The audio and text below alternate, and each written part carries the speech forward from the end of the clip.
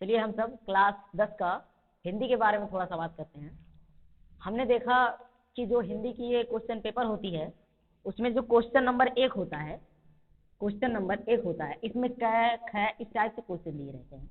तो जो ख होता है वो उसमें ये कहता है कि निम्नलिखित कृति या निम्नलिखित रचना के लेखक का नाम लिखिए। तो उसमें हम देखते हैं 3 या 4 रचनाएं टोटल दी रहती हैं। तो 1, 2, 3 और 4 ऐसे 4 रचनाएं दी रहती हैं और उन 4 रचनाओं में से किसी एक नाम लिखना होता है। तो अब प्रॉब्लम ये है कि वो रचना कहाँ से आती है। तो सबसे बड़ी बात ये है कि ये रचना हमारे कक्षा 10 के जो टेक्स्ट बुक होती है उसमें से आती है। अब उसमें से आती है तो कहाँ से आती है, किसकी रहती है। तो वो जो रचना दी जाती है या तो आचार्य रामचंद्र शुक्ल की हो सकती है, जयशंकर प्रसाद की हो सकती है, और पुन्नालाल जी की हो सकती है, राजेंद्र प्रसाद जी की हो सकती है, रामधारी सिंह दिनकर की हो सकती है, भगवत शरण जी की हो सकती है, या जयशंकर प्रसाद की हो सकती है। तो इस प्रकार से ये क्वेश्चन 1 नंबर की आती है। इस क्वेश्चन को सॉल्व करने के लिए हमें इतने सारे लेखक के रचनाओं को याद करना पड़ेगा। वो भी कोई फिक्स रचना नहीं है कि यही केवल आए। इतने सारे लेखकों के ढेर सारे रचनाओं को याद रखना थोड़ी सी कठिन बात हो जाती है और टाइम भी ज़्यादा लग सकता है। तो हमने यहाँ पे एक अपना जो है थोड़ा सा टाइम निकाल के कुछ ऐसे उपायों को खोज रखा है जिससे केवल अगर 1-2 लोगों को अगर रचना याद कर ली जाए तो काम बन सकती है। तो उसमें ये है, अगर हम जयशंकर प्रसाद की और ये रामधारी सिंह दिनकर, अगर हम जयशंकर प्रसाद और रामधारी सिंह दिनकर जी की रचना को अगर याद कर लें तो ये क्वेश्चन हम इजीली सॉल्व कर सकते हैं। तो इस प्रकार से हमें इनकी कोई रचना याद करने की जरूरत नहीं है, इनकी कोई जरूरत नहीं है, इनकी भी नहीं और इनकी भी। मतलब अगर हम जयशंकर प्रसाद की और रामधारी सिंह दिनकर की अगर इन दोनों रचनाकारों का रचना याद कर लें तो ये क्वेश्चन आराम से सॉल्व हो सकता है। अब आगे जब हम बढ़ते हैं तो इसमें ये देखते हैं कि इनकी भी काफ़ी रचनाएं हैं, इनकी भी काफ़ी रचनाएं हैं। अब उन्हें याद रखना भी थोड़ा सा कठिनता की बात है। तो उसके लिए हमने ट्रिक बना रखा है। तो इसके पहले हमने एक वीडियो अपलोड कर रखा है जिसमें जयशंकर प्रसाद के काफ़ी ज़्यादा रचना जो दिए गए हैं और उन्हें एक ट्रिक से दिया गया है। अगर उन्हें आप याद कर लेते हैं तो ये क्वेश्चन आराम से आप सॉल्व कर लेंगे, चाहे जिस मॉडल पेपर का क्वेश्चन हो, चाहे वो 2008 का हो, 2011, 12, चाहे जब का हो। और इस वीडियो में हम रामधारी सिंह दिनकर के कुछ रचना को याद करेंगे बाय ट्रिक। हम 5 मिनट में ही इनके कुछ रचनाओं को याद कर लेंगे। इस प्रकार से आप इनके और इनके दोनों रचनाओं को अगर याद कर लेते हैं तो ये क्वेश्चन कभी नहीं फंस सकता, चाहे वो 2011 का हो, 12 का हो, 13 का हो, 14 का हो, 2020 का हो, कोई भी हो, तो उसे हम लोग आराम से जो है सॉल्व कर सकते हैं। तो चलिए हम सब देखते हैं रामधारी सिंह दिनकर के रचना के बारे में, वो भी बाय ट्रिक। चलिए, तो मैंने आपका 2 समस्या सॉल्व कर दिया है। पहला समस्या ये था कि इतने सारे रचनाकार थे, उनकी रचनाओं को याद करने में थोड़ा सा प्रॉब्लम था। तो मैंने बता दिया कि आप जयशंकर प्रसाद और रामधारी सिंह दिनकर की रचना अगर याद कर लेते हैं तो आपका काम बन जाएगा।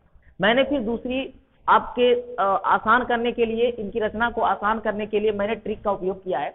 तो मैंने ट्रिक एक पहले से बना रखा है, एक ट्रिक ये है। तो इस ट्रिक से हम तो इसे याद कर लेंगे इजिली, आपको पता है। लेकिन एक समस्या आपके पास है, इसको कैसे याद रखें। तो उसे सॉल्व करने के लिए मेरे पास एक और मेथड है कि इसे हम कुछ इस प्रकार से याद रखें कि हमारे माइंड में हमेशा चलता रहे। तो इसे चलाने के लिए देखो, अर्ध से हम समझ लेंगे आधा, अर्ध में समझ लेंगे आधा, संस्कृत में संस्कृत जो हमारी संस्कृत है, पर हुंकार।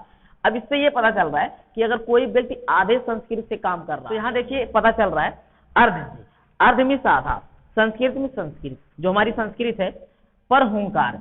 अब इस लाइन से ये पता चल रहा है, इसे याद करने का ये टाइटल हम अपने माइंड में ये सोचेंगे कि कोई भी व्यक्ति अगर आधे संस्कृत से जी रहा है, आधे संस्कृत का उपयोग कर रहा है, तो उसके ऊपर लोग चिल्लाएंगे, उन्हें बोलेंगे, उन्हें डांटेंगे, मतलब हुंकार करेंगे एक प्रकार से।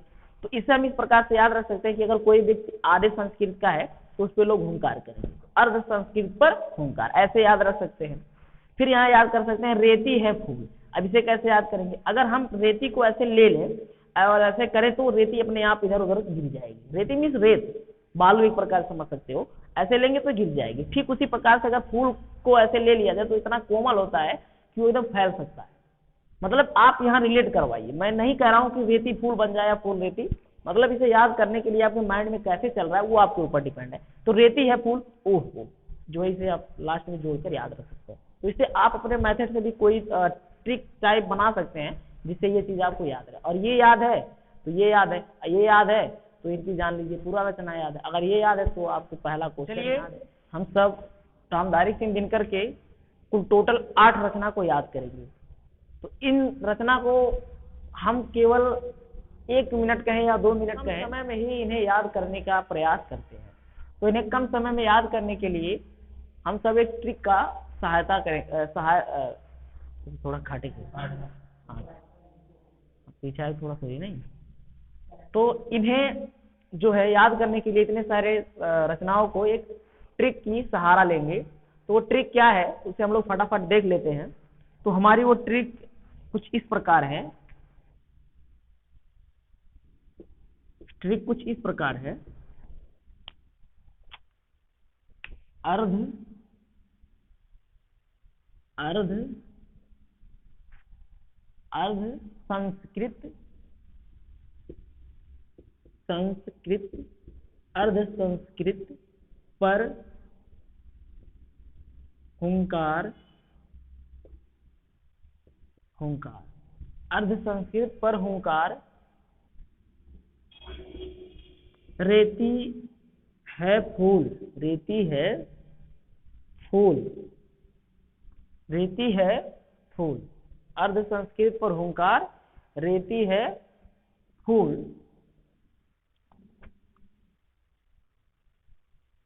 ऊ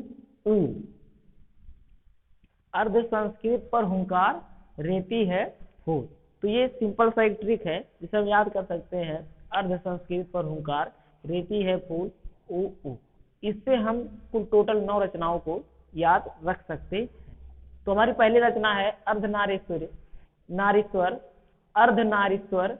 दूसरा है उजली आग, तीसरा है हुंकार, चौथा है रेती के फूल, पांचवा है हारे को हरिनाम, छठा है उर्वशी, सतवा है रसवंती, आठवां है परशुराम की प्रतिज्ञा और 9वां है संस्कृत के 4 अध्याय।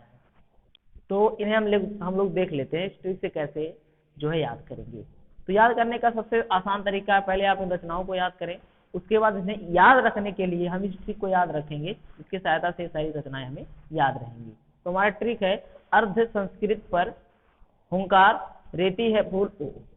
तो आपको दिख रहा होगा कि अर्ध से अर्धनारीश्वर आ जाता है, संस्कृत से संस्कृत के 4 अध्याय आ जाता है, पर से परशुराम की प्रतीक्षा आ जा रही है, हुंकार से तो हुंकार आ जा रहा है, रेती से रेती के फूल आ जा रहे हैं, ये पूरा हो गया।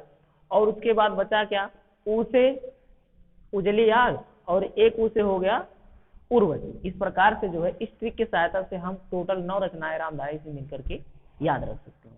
तो इस प्रकार से इस वीडियो में इतने सारे रचनाओं को आप याद रख सकते हैं। और एक वीडियो अपलोड किया गया जयशंकर प्रसाद का, उसे आप देख लेंगे तो उनकी सारी रचना। इस प्रकार से इन दोनों की रचना अगर आप याद कर लेते हैं तो किसी भी मॉडल पेपर का या किसी भी समय में हुए पेपर का जो 2008 हो या 18-19 हो, उसके पहले क्वेश्चन का ख को आप आराम से सॉल्व कर सकते हैं।